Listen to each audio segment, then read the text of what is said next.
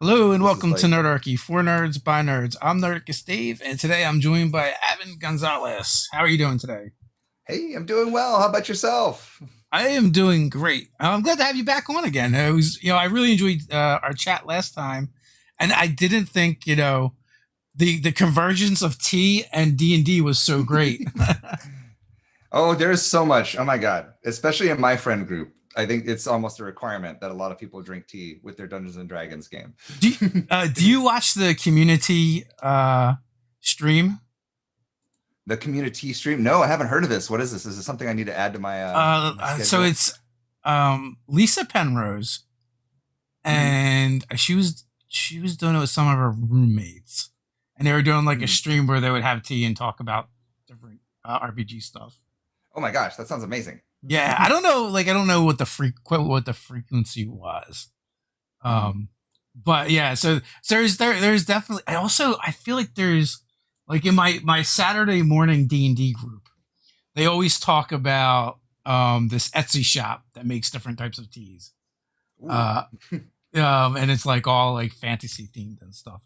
But that, I'm yeah. kind of getting ahead of myself. Before we go any further, how about you introduce yourself and tell Oh, people a little bit about you? yeah. So my name is Aven Gonzalez, or Aven, because, Spanish. Um, and I make board games and I do freelance graphic design, advertising, and video production in the before times. Um, and yeah, my current Kickstarter project is Prosperity. Just like the last time, we are way overfunded this time. We're doing really well. So the There's game no is such thing as available. overfunded. It's no such thing as all the money. But yes, we are completely funded on Kickstarter. Game is going to be happening. We're going to send things to press probably in May, and you can pre-order us now. You can go to prosperitygame.com if you want the human readable address, or you can just search for us on Kickstarter. And we have a lot of cool stuff this time around that we've unlocked. So Or you can just go to the links in the description and click. yes, okay, there you Any go. of those things will get you there. Yeah, there's so many ways to find the thing. Yeah, yeah, Um, and I'm happy to be back because last time I had a good time talking about, like fantasy critters and yeah. Are you still tea are you culture. are you still selling catnip tea? Oh yeah, we're always going to be selling catnip tea as long as people buy it. Have you uh, do other places sell catnip tea? I don't know. I Is it haven't is it a looked thing? since we started. It wasn't a thing really until like we knew it was plausible, but I don't think it Yeah. was. There's a scene, right? There's not like a whole um, an army of people making catnip tea. Um, but I'm gonna Google search real quick, so I'm not lying. Yeah, it's to see Yeah, if you've got the market cornered or not. there's a couple of places out there that'll do it that do it, but it's just Yeah. straight catnip. It's just like here's some catnip. Why don't you brew it up? Uh, I Well, haven't that's really different than seen. actually being a tea, right? Yeah, because at that point it's a tisane, it's not a tea. Um, but yeah, I think as far as I know, we are one of the only places that actually like blends it with tea and makes a whole like complete flavor profile with the catnip. Yeah. Um, What did your cat think of the catnip tea? oh, my cat was one of the few cats that just doesn't care about catnip. Like he'll be interested in it. He would be interested in it for like 5 minutes and then just turn around and be like, all right, I'm done. What else are we doing? This is this is Yeah, boring. Um, my cats are the same way. Like, so we got I don't know, it's a piece of plastic with these balls that are attached to it, and mhm. they're catnip for the cats. And occasionally they'll mess with it, but for the most part they really don't care that much. Yeah, Um, like whatever. they would rather tear up and eat my wife's regular plants than the cat. Or like a random cardboard box. There's actually been times Yes. where I have gotten, I'll get the shipments for the games in, Yeah. and then I would have emptied it, and then I turn around and my cat is inside the box. Yeah, I do. Like, We well, have a cardboard chewer as well. You just hear this. I'm like, what are you doing? teething. I think it's a texture thing. Yeah, Like, part texture, part just like cleaning their teeth because cats don't brush their teeth and they don't like it when we try to brush their teeth. They no. get real upset. Well, Um, for us, that cat is the worst with anything because he's polydactyl. So he's got oh, extra murder knives, but he gets like in between. He's got one of them, and it curls and grows, and it needs to be clipped. Except for you cannot clip them without bleeding. Mm. So he's not into it at all. No, poor guy. But Yeah. have they learned how to use their extra digits yet? That's the big question. He does all right. And, not as good as like when I was growing up, we had another cat that was a tabby that was a polydactyl, and I didn't even know what the term was. We just knew he was a mutant, right? And we called him Tyson because he looked like he was wearing boxing gloves. But that cat would use it to open stuff like cabinets and stuff, and he would use those extra ones like a thumb. And also, the one day I look over and I'm like, "What are you doing?" And he's got like, you ever seen those big black crickets? Yes. He's totally got one of them engulfed, and he's like gnawing on its head. Oh, God. Like a taco. Like, man, this thing is great. Oh my gosh. Opposable thumbs. Yeah, so fortunately this one doesn't do a whole lot of that, because I don't know. Like we have another cat that like if he had thumbs, it would be terrifying to think of because he gets into enough trouble without them. Yeah. Well, I mean that is the next evolution. A lot of us joke, right? Cats are going to grow thumbs and then take over the world. It's everybody will be polydactyl, and then they'll be able to open all the doors and all the things. So, how did Prosperity come about? Prosperity, the story of Prosperity. And what is it for people that don't know? Oh, yes. So Prosperity is a game of buying, selling, and trading tea. And it is my follow-up to my first game, Cantankerous Cats, which is where the catnip tea comes from. And it's pretty straightforward. It's a set collection sort of economy type game where you run a tea shop and you are paying money to source ingredients, and then you're turning around and blending those ingredients into tea, and you are selling that tea for money, or you are displaying it in your shop for prestige. And at the end of the game, whoever has the most prestige is the winner of the game. So it's a very light, like on the box, I put a 1 out of 5 star difficulty rating. Set collection and economy game where the balance is with short-term versus long-term game. Like you need money to stay afloat, but you need prestige so people can recognize your excellence as a tea shop. And also the game is a very tight economy, so there's not really enough cards to go around, which forces people to interact and trade. And when you trade with somebody, you get rewarded for it, which is the other unique thing that people have told me about Prosperity is they really like the co-opetition vibe that we have, where you're definitely competing, but if you want to do well, you really need to give people stuff, and giving people stuff is actually the most efficient way to score points. I think you struck some nerves. Like that's like way too. You just described, being in business way too poignantly and simplified. Yeah, like here we go. It's a business simulator. Yeah, at its very core.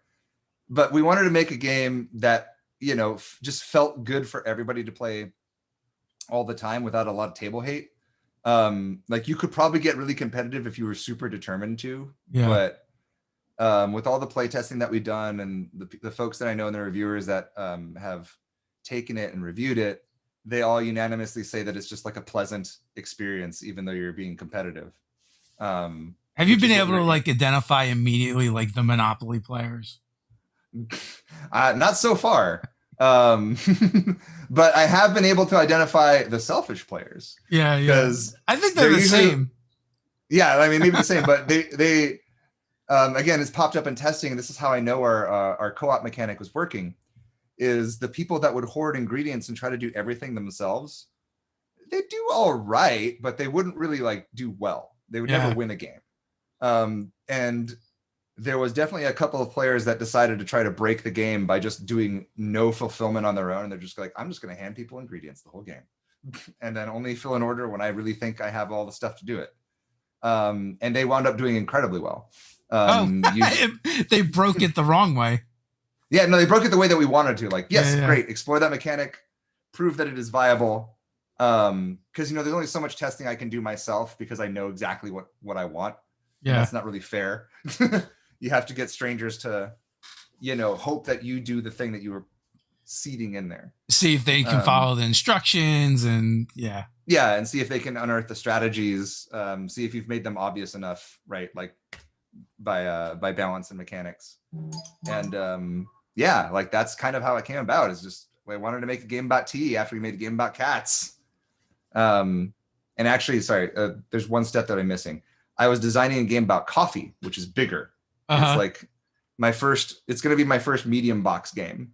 Whereas the ones I've been making so far fit into a tiny box like this. And you have to evolve up to that bigger box.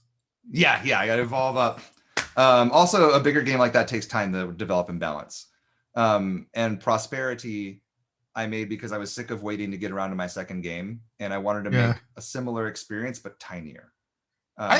I've got friends that have made several games and they still haven't produced the first game, like because the first game was a bigger game and maybe like they're trying to get it right and for whatever reason, but they've done like I don't know, like 3 games since then. Mm-hmm. And it's fair. You don't have to. You release them at your own pace. Like Cantankerous Cats came out in 2017 and it's 2021 and now Prosperity's here. I just, I tell people my pie in the sky goal is to be the Blizzard of board games, not the, not necessarily the I'm going to put out every game under the sun. I'm going to do the games that I feel really passionate about and that I feel are done, and only focus on those instead of trying to shovel as much cardboard as I can. How involved are you with the tabletop community and scene? Like I know there's like tabletop co-op, and there's like game jams and what's the other thing? Unpubs. Yeah, Unpubs. I am not involved at all. It's part of it is just because I live in Los Angeles, so I'm always so absurdly busy with like part-time work and my contracting work. Yeah.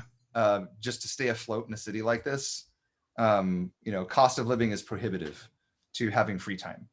But the times that I do get out is usually if there is like an event, if there's public events on Facebook and whatever, I'll usually go to them. So occasionally there's a group here that I inhabit regularly called First Play LA.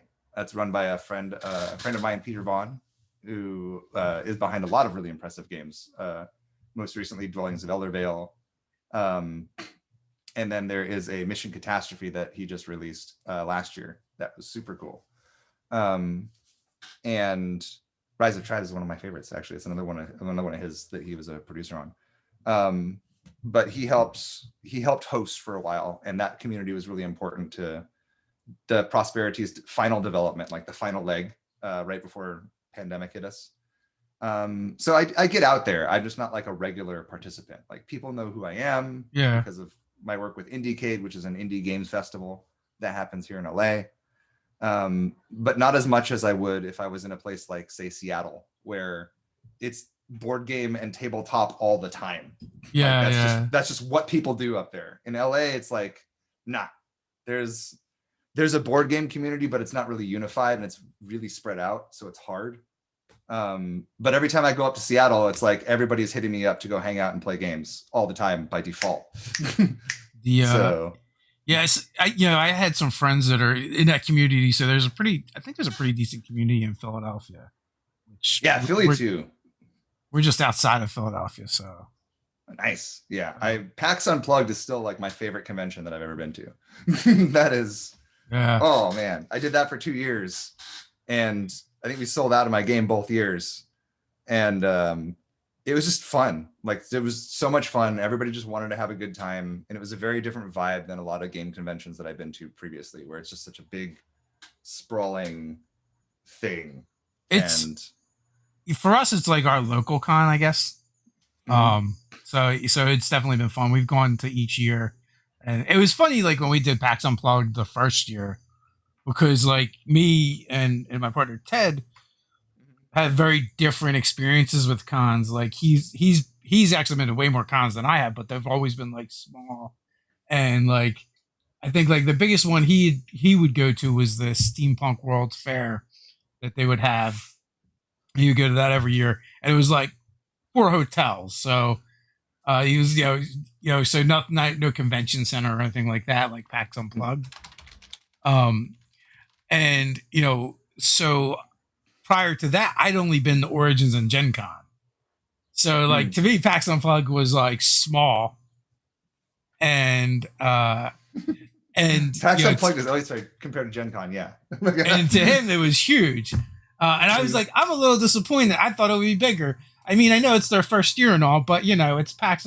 It's PAX, right? They've done 1 million conventions at this point, events. Right. Branding, right? Brand awareness. People know. Yeah, for sure.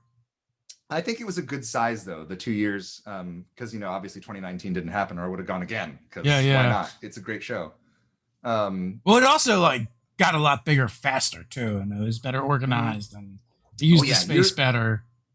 Year 2 was like just that one jump, like year 1 to year 2 was so much refinement and building. I was impressed. Like, oh wow, they just like, all right, cool. This is what we learned from year 1. Yeah, bam. Yeah. Immediately apply it to the next one. So I don't know. I might come back this year. I don't know if I'm ready to jump into conventions yet or not, but I'm not going to be touching those until 2022, even though I'm going to be vaccinated soon. I'm just still like, yeah, congrats.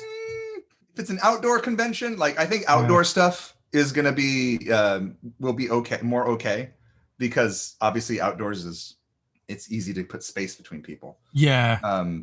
But the indoor stuff, I think even if it's scientifically safe to do so, there's still going to be too much anxiety in the community. I don't think there's going to be too much anxiety and not enough all at the same time. Yeah. Like you'll be like, dude, why are you standing on my freaking heels? Yeah. It's like there's a danger of the wrong kind of anxiety, the wrong kind of anxiety. Class of people that'll just be okay to be like, cool, we're just gonna go rub elbows again. Like yeah. Happened last year. So it'll be, there's a couple of conventions here that seem to think that November Thanksgiving weekend is an okay time to have a massive convention. This past Thanksgiving? No, this upcoming one. Okay. There's a particular big one. I'll let people infer. That was like, hey everybody, Thanksgiving weekend, we're gonna do the thing again.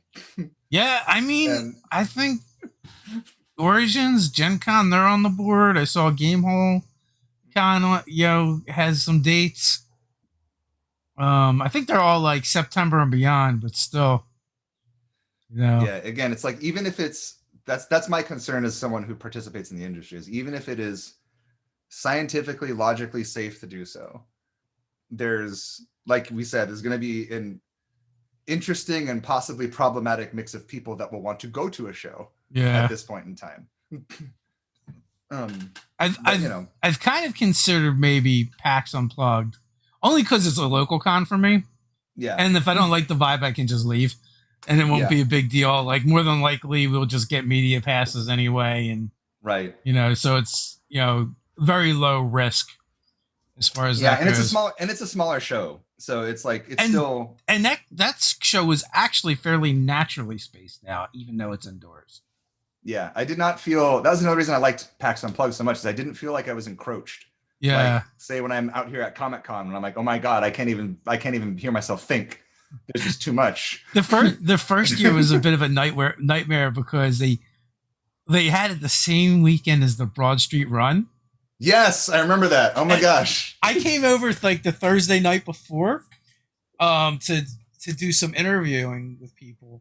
And it was awesome. I went over, I drove in, parked in the parking garage, literally right next to the convention center.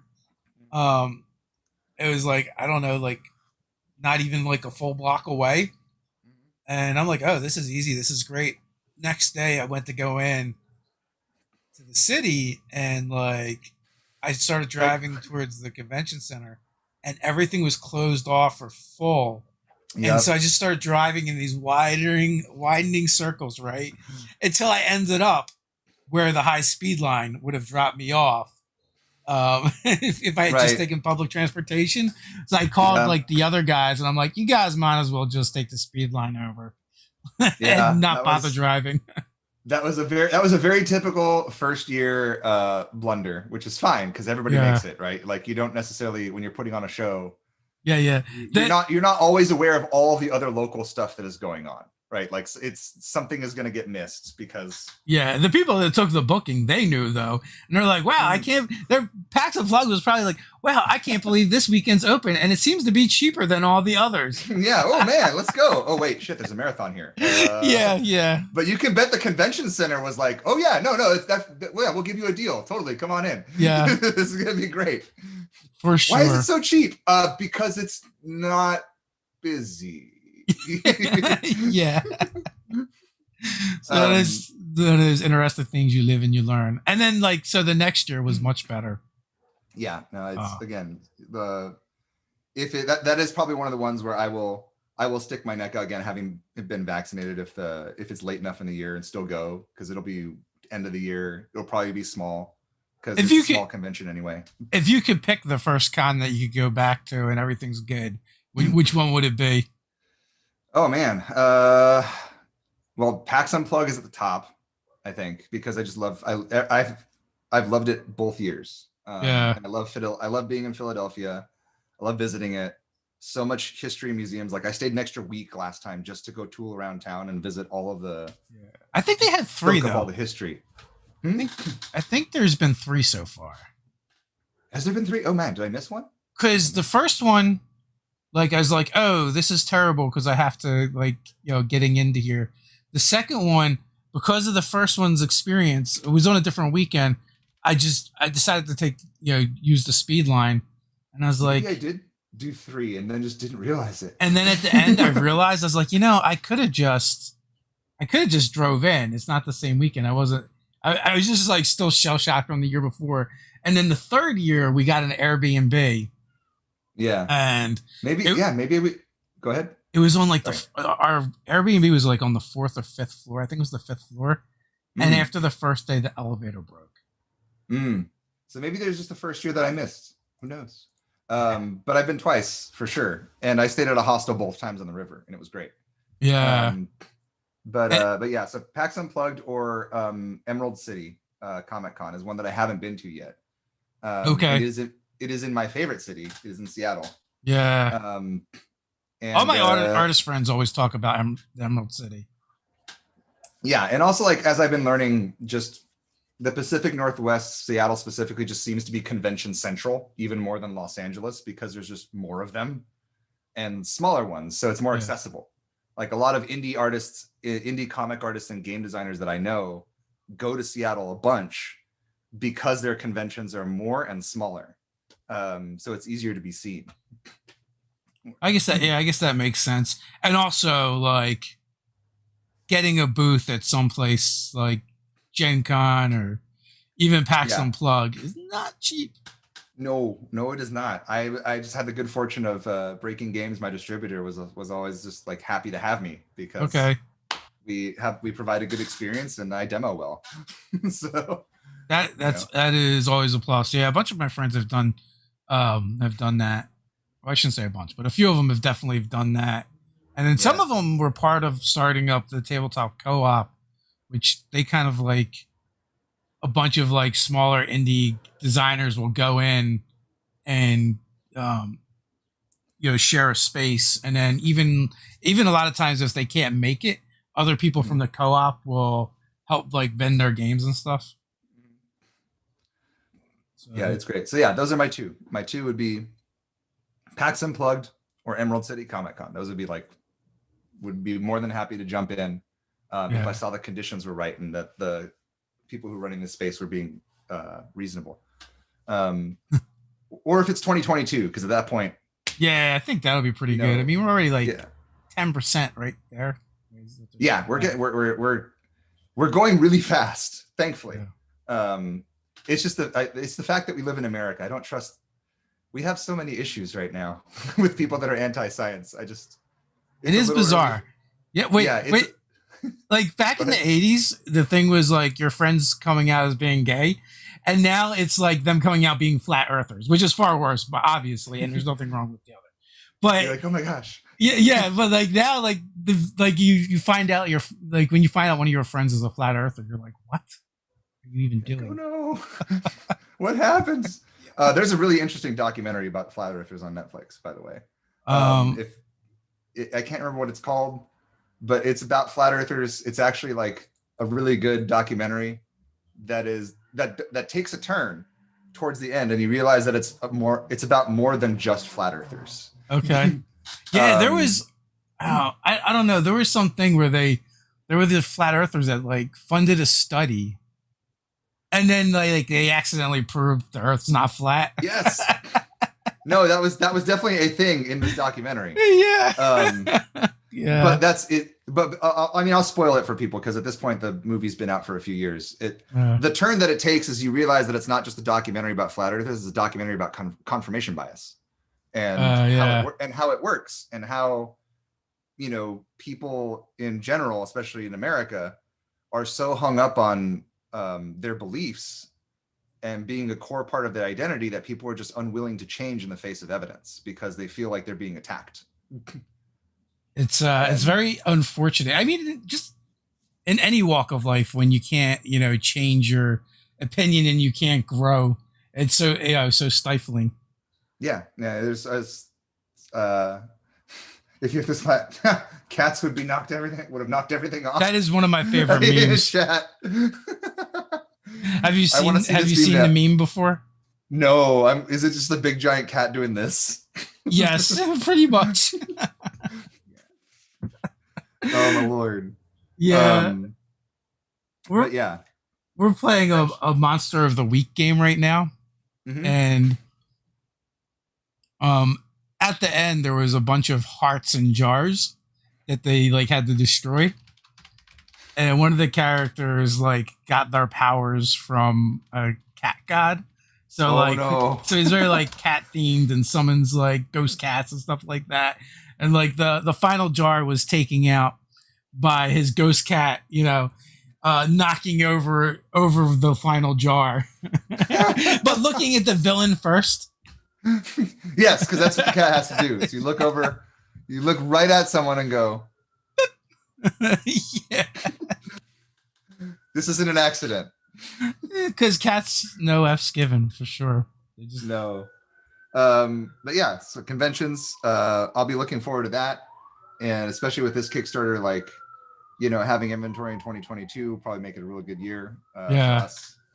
And it's I like the space. I like my community. I want to get back to it, but not too soon. So the last time we had you on, we actually talked a lot about fantasy creatures and what kind of tea they would drink. Mm-hmm. Yes, we did. Yeah.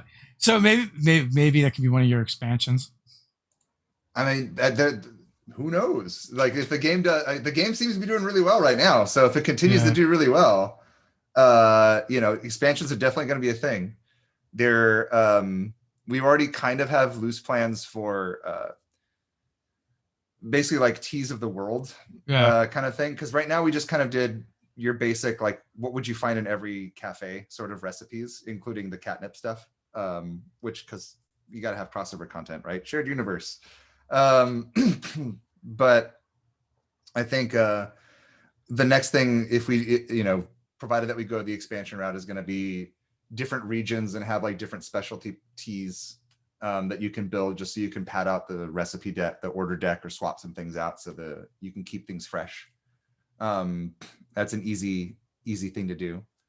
And why not fantasy teas if we do that? Because we all play D&D. So We one of the encounters we have in our out of the box is a tea vern.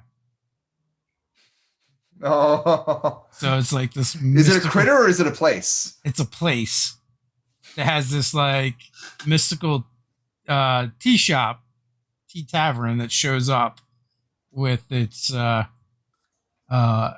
its brewer. I don't know, what do you call someone that makes tea?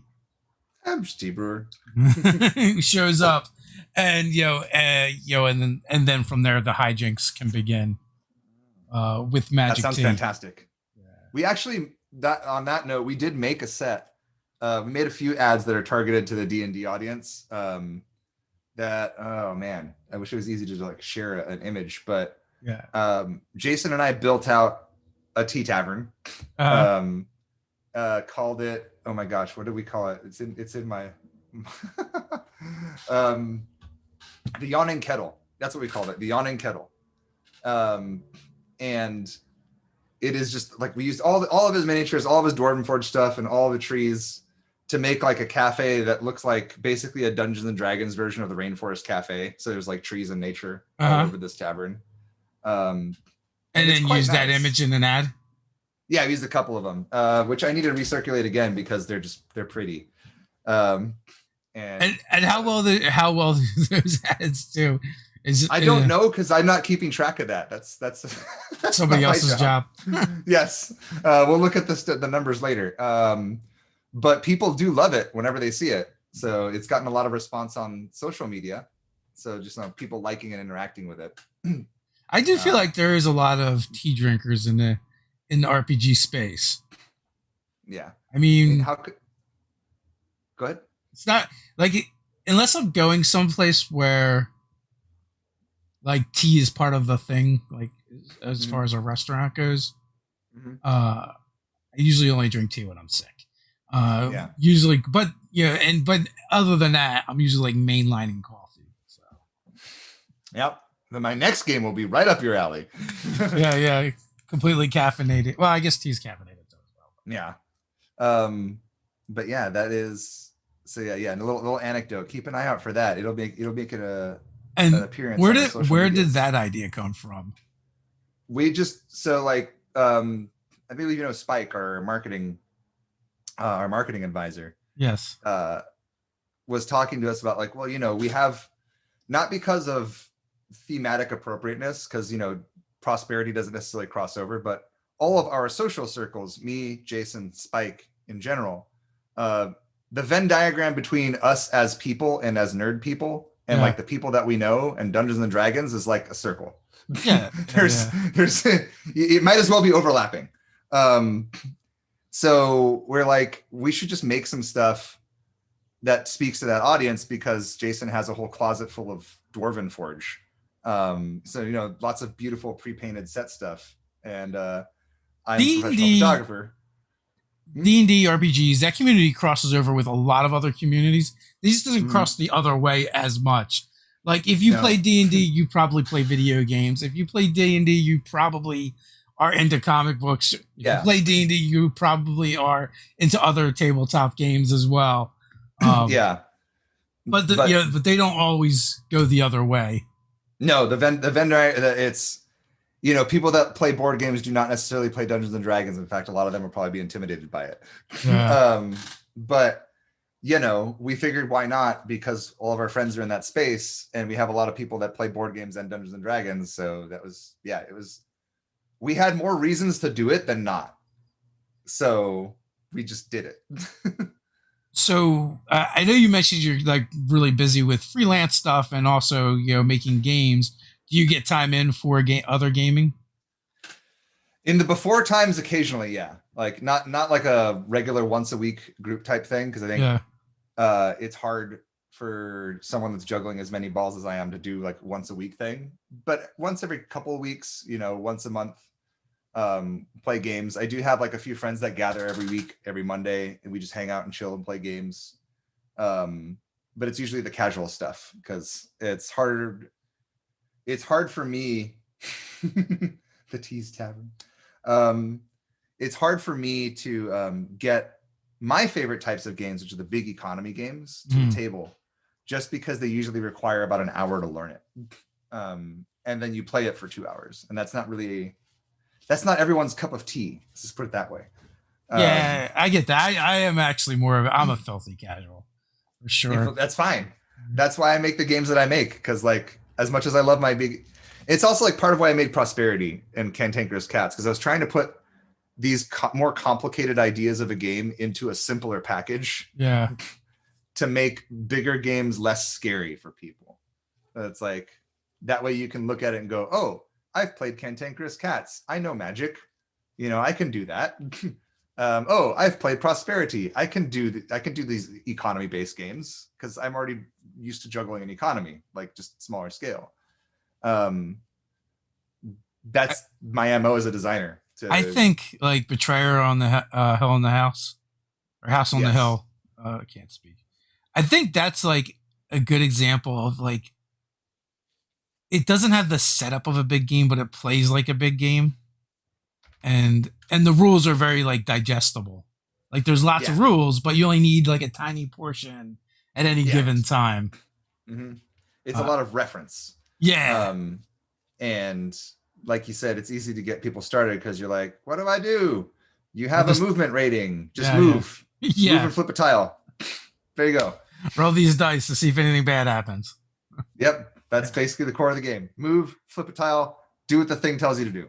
Yeah, yeah. And I am a big fan of that. Like, I remember playing Arkham Horror and playing it for like 6 hours, and I'm like, I don't ever want to do this again. It was kind of cool to see it and do it one time, but like at that point, I might as well be playing a session of D&D or something. Yeah, even for me, like a game that it's like another reason why I don't like Zombicide either, right? Because there's a lot of it's cool. I acknowledge its place in the space. I'm glad that people love it so much. But for me, there's just so much micromanagement and rules management that I'd rather just be playing Dungeons and Dragons at this point. And also, there's a lot of expansions at this point. Yeah, like can we please, if you want to do this, can we please just do a zombie D&D campaign? Why not? Yeah. You know, because I don't like the fidgety dice roll combat. I like the, you know, thinking about tactics and strategy and the experience, right, of a tabletop game. What are some of the big games you do like to play? Oh man, the big games specifically. I love Sulkin. Sulkin is one of my favorites because it feels like a video game, but it doesn't play like one, if that makes sense. Like you do worker placement over time in Sulkin, which is tricky to do in Meat Space, right? Usually you want a computer to be tracking that for you, but the little gear system, it feels gimmicky when you look at it, but when you actually play it, you're like, no, this is a really elegant way to just be like, and time passes, and you're doing a lot of that short-term, long-term management because you can only do one thing on your turn, and that's either put workers down, or take workers away. And when you take workers away, you do whatever their space tells them to do, and the longer they're on the space, the bigger the reward you get. So it's a constant. Go ahead. I was just gonna say the benefit over that of like, because it just makes me think of StarCraft, is you don't have one of your workers spinning in place and not doing anything. Yes, like, oh my god, the pathfinding is not working. So it's a really good distillation of a civilization building game, like a 4X game. The only thing you don't do is conquer, you know. So it's like 3X. It's civilization building. You don't fight each other. And it's great. It's easy to teach people too, for being such a big, meaty, like 90-minute to 120-minute experience. Yeah. Another one that I really enjoy, early in my learning about other board games that weren't Parker Brothers, is Scoville. Scoville was really cute, and that was a game about farming peppers, which also happened to teach people about the color wheel. Yeah. Because you mix colors to get different kinds of peppers. And that was, again, pretty straightforward because you just move your little character and then you would either plant or take away.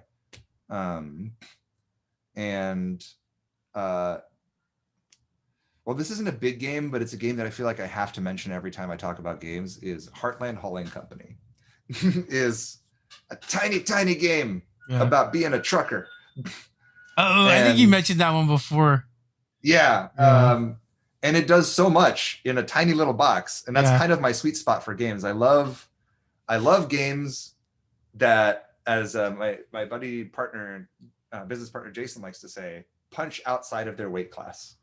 Because they suck you in with this like cute theme, tiny little box, very simple mechanics, and then very quickly you're like, oh, I got to think about what I'm doing on my turn, because there's a bit more here than just like I take a card and play a card. So those are probably like the big three that come up to my mind most often. There's a lot of games I do like, but I think those are good examples of the types of games I love bringing to the table all the time. I am like a terrible tabletopper. I think like I've never played Risk, not really all that interested in it. Never played Catan, and I've seen my friends play all these games. Don't have a lot of like desire to play them. But I really like games like Smash Up and Quarriors, um, Betrayer, um, the what are the deck builders? Ascension, and Oh, there's a Ascension's pretty cool. I like it. yeah, there's a couple of them. They're all very similar. They're okay, but like I Yeah, said, like my sweet spot are like games that I could play a bunch of over and over again. yeah.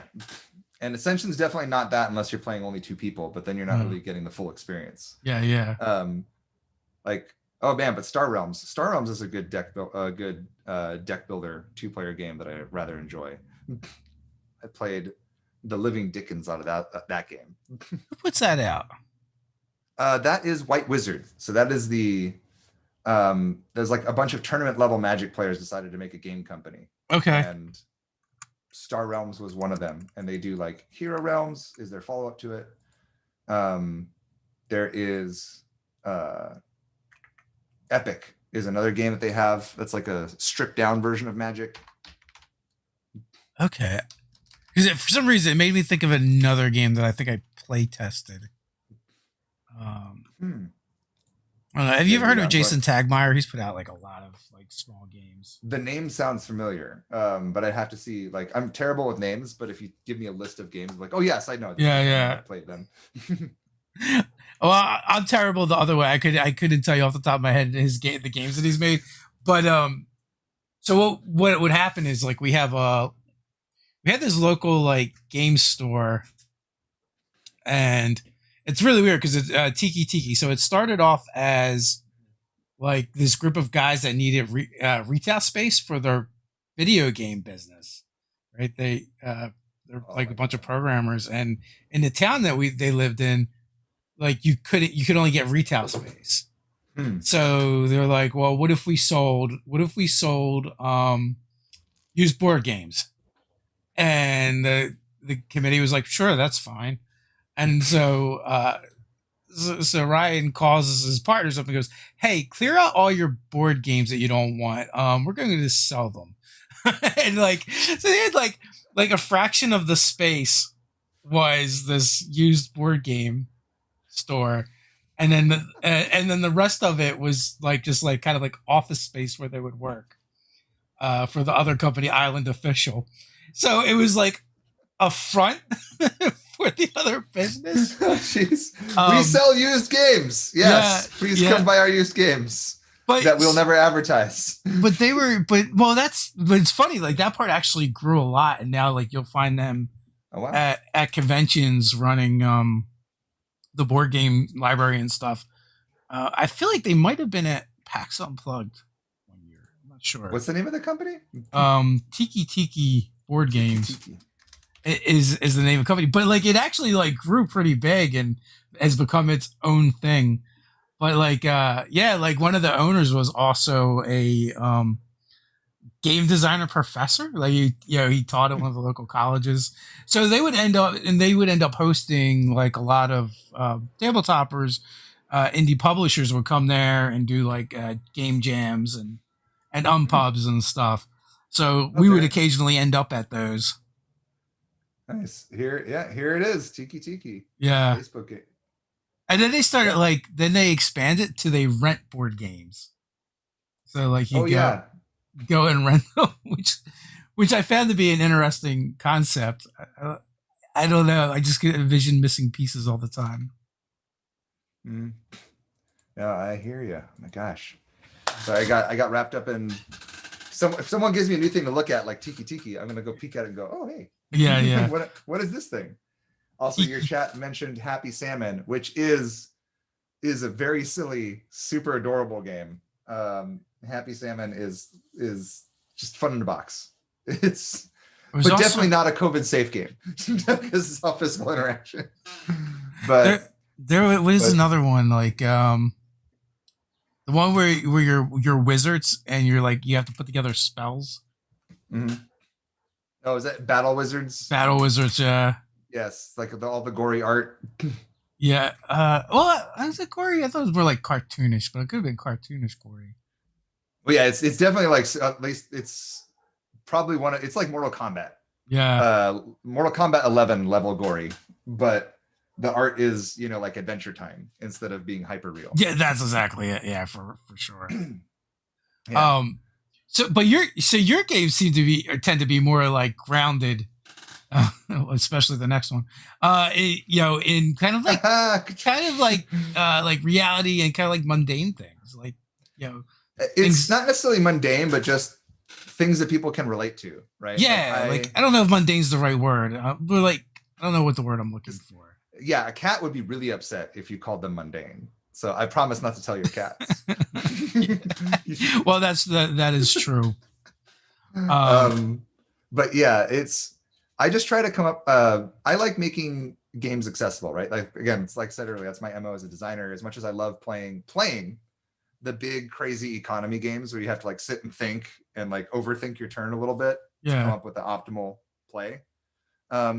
Those don't sell very well, at least outside of the board game space. And that's where I'm, you know, as somebody that wants to make a living off of my games eventually, I need to develop for the widest possible audience. And then I can start making niche games, right? Yeah.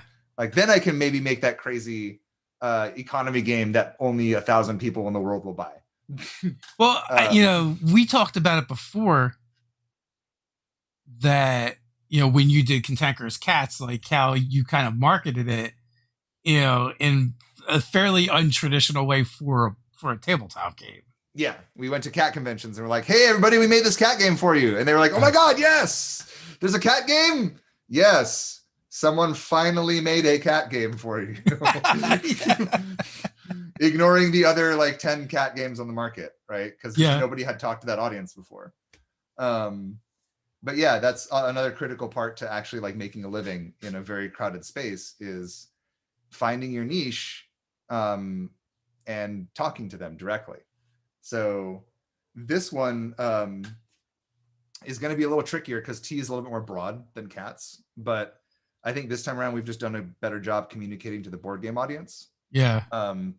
And everybody just seems really excited. So like what I think the interesting point that we learned in this campaign is even talking to the board game space, the things that really made us stand out to people were the fact that we went so heavy into the theme that we were selling real tea, that you can buy real tea with this game and the game comes with real tea, and that we're doing we have a sustainable design promise. So,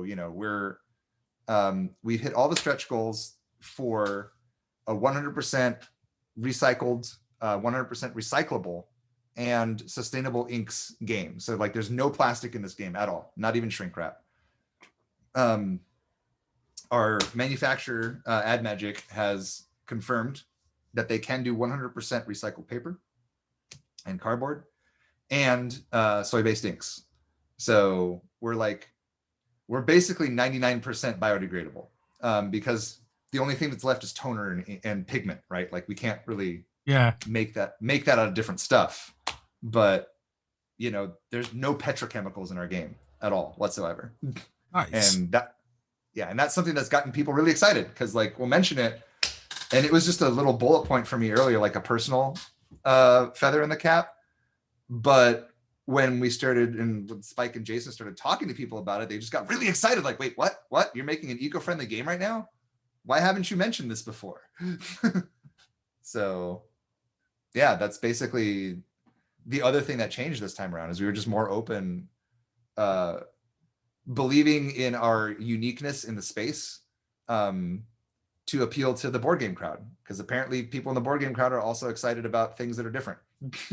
So when you mentioned, cat owners, right? It made me think about, a couple things. One is like pet owners and parents will spend ridiculous amounts of money on their kids and pets without even thinking about it.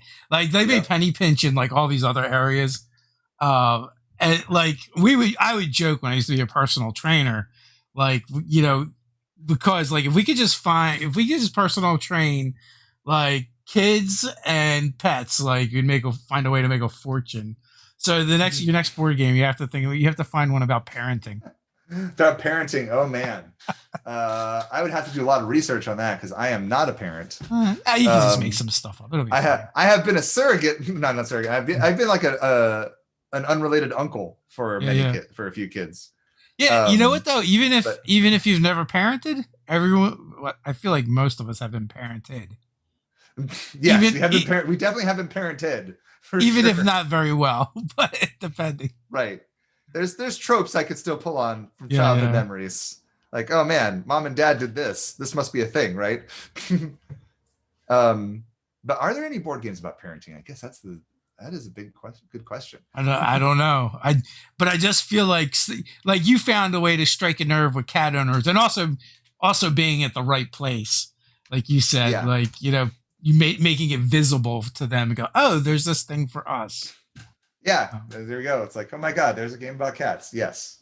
Someone finally made a game for you. Someone finally made a game. I know at the very least, Keith Baker made one where he had everyone send them pictures of his cats. I don't remember the name of it though. I can't remember because I just know Keith Baker from Gloom and from Illimat. So I don't know what other one he made. Yeah. We've had him on and we've talked to him a few times. Mm-hmm. And I was so ignorant going into those conversations because I didn't realize he did I didn't know he was a big name in the tabletop space. Oh, yeah. I just knew him from D&D. Yeah, I met him once at PAX Unplugged. Seems like a pretty cool guy. All my encounters have been really, really decent with him. Yeah, and also he made like one of my favorite campaign settings.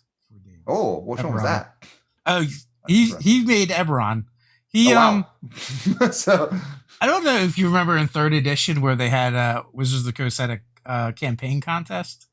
Mm-hmm. No, I didn't remember. I don't remember that.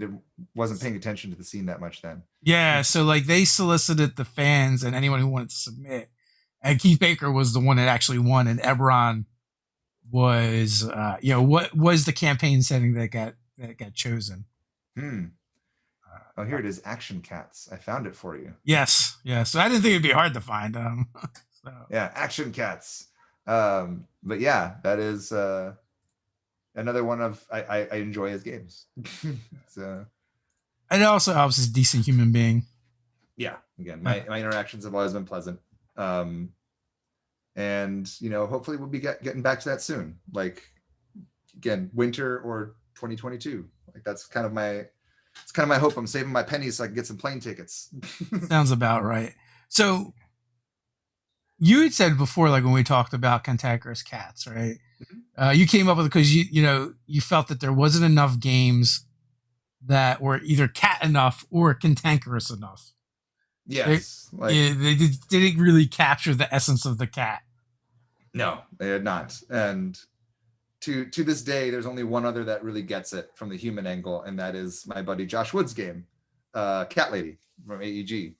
Oh yeah, I've not played that, but I know quite a few of my friends that talk about it a lot. Yes, it's a great game. Really like it. It's a little simpler than ours, but we were actually developing them at the same time. Yeah, and the three of us, my ex-partner, and we all went to college together actually. So we would all sit down and play each other's games to make sure that we weren't making the same game, and also just to give friendly feedback. Like, oh man, this is great. I like this. I like this. I like this.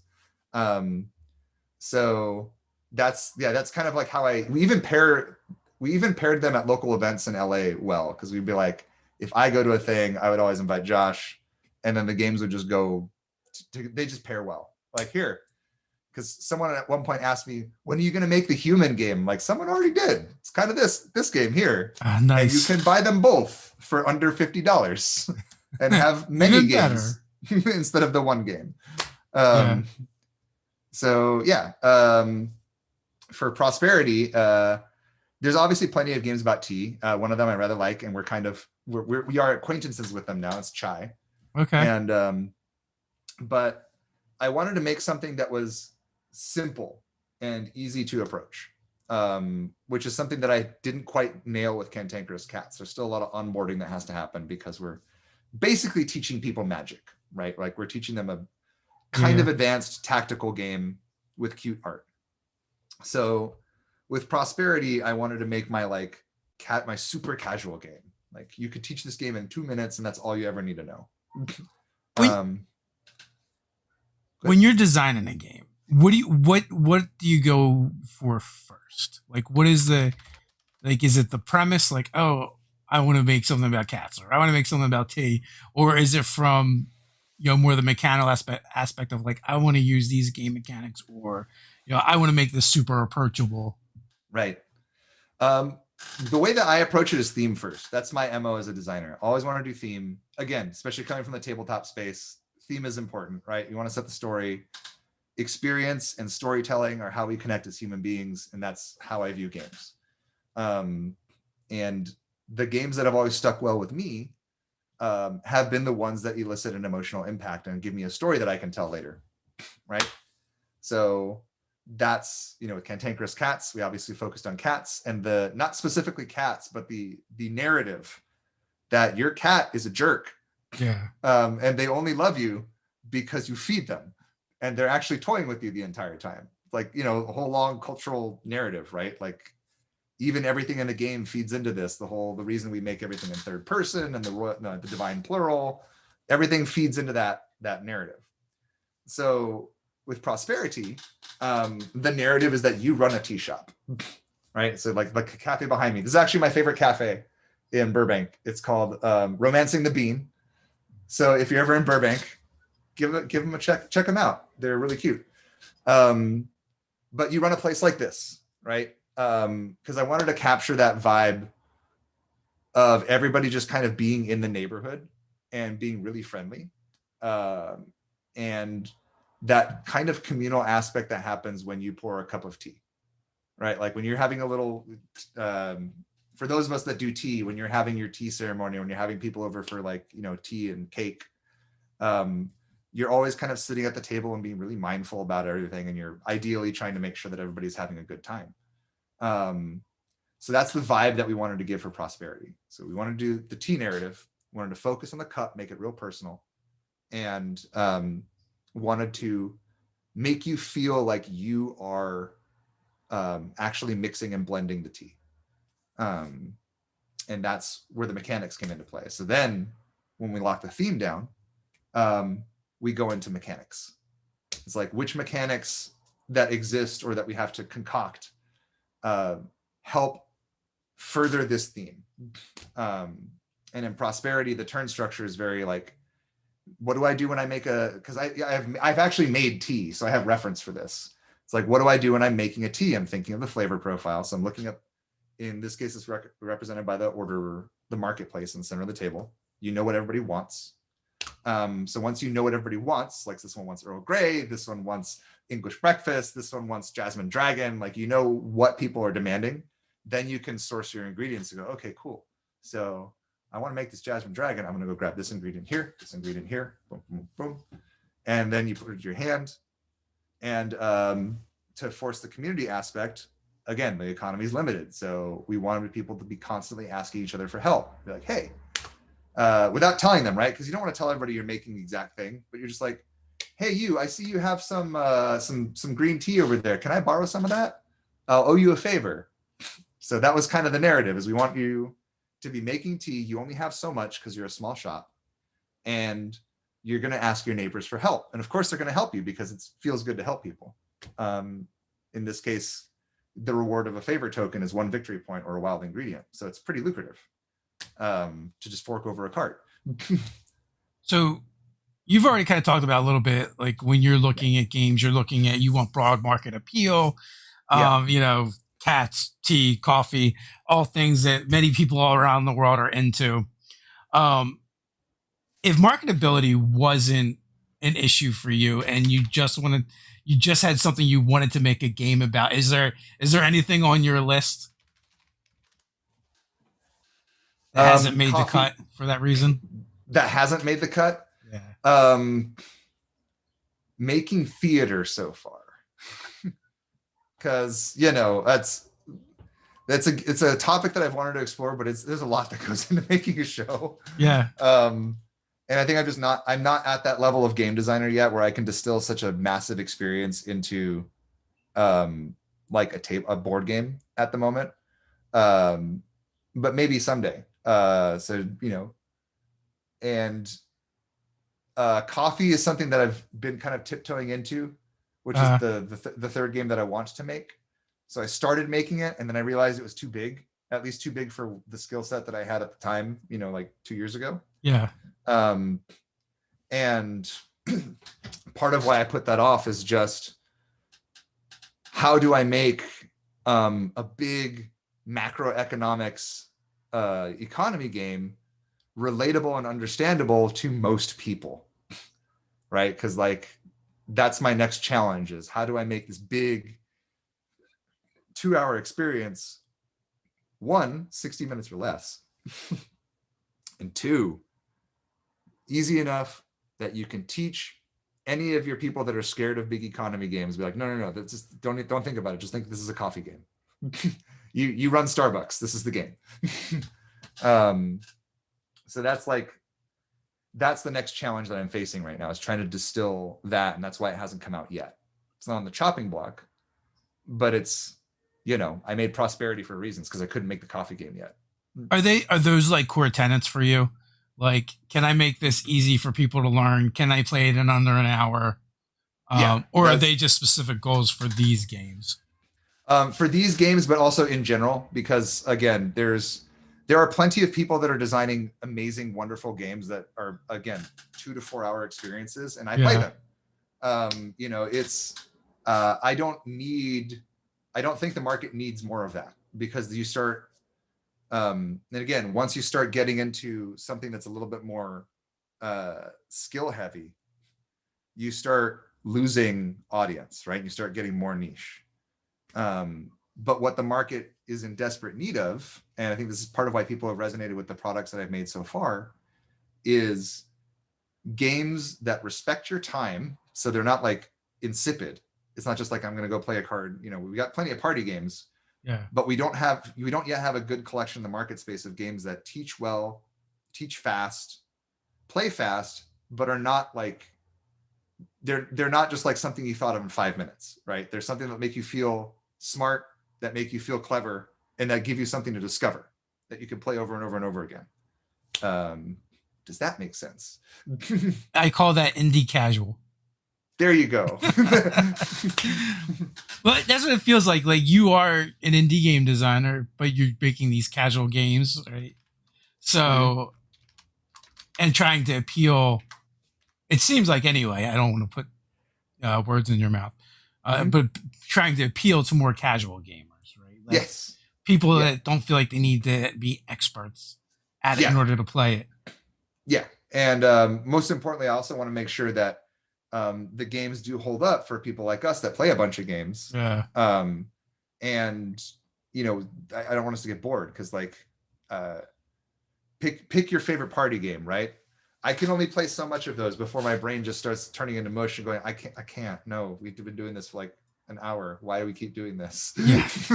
Yeah. All we're doing is playing apples to apples again, but with different themes and different levels of filthiness. There's a reason why certain games hold up, right? Like Uno, for instance, right? It's it's never going to get old, but you always have to, and it's easy to learn, but you always have to still like think and strategize. Yeah, like Uno is not quite the sweet spot for me, because it's still, it's a game that plays itself. Yeah. But also those games that play themselves, that they're catering to new people, right? You don't have to think. The game literally plays itself for you. You're like, okay, cool. If I'm playing Uno, I can only play a card if it's a number or a color, and then I'm done. Yeah. And if I screw up, I draw cards. There's not a lot of tactics there. But that's what makes it digestible for, the whole world, right? You don't have to think about it, or even think about traditional games. Man, I just got introduced to the dreidel game this last Hanukkah, and saw that it wasn't really a game. It was just a thing that happens, because you're just like, oh, I'm spinning this top. And I was like, cool, what do I do? I'm kind of intimidated by this new thing. It's not my culture. What am I doing? They're like, just go, just do the thing. And then my friends are like, yay, okay, now you lose your money. I'm like, wait, I don't have a way to get, okay. Now I lose half. Now I lose two. Oh, I'm just not doing anything. Life happens. They're like, yeah, that's kind of what this is. It's just This is less great than I thought. This is just like it's essentially the world's first slot machine. Yes, basically. Like, oh man, that's what I'm doing. I'm playing a slot machine. Yeah. Oh my god, I won all the money. Oh my god, I lost all the money. Yeah, the ups and downs is just like real life. So we're past the hour mark. Final thoughts before we head on out?